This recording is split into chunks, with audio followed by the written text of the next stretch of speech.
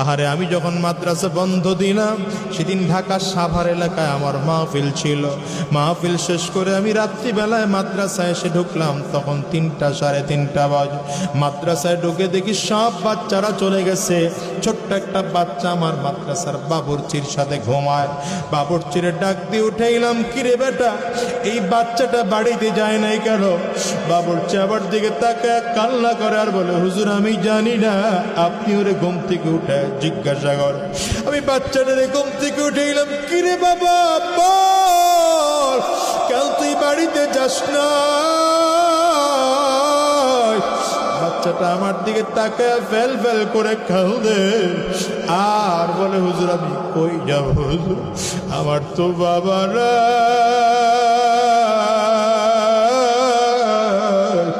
হুজুর আমার মা থাইকা আজকে নাই, আমি কার কাছে যাব, বাড়িতে যাব না।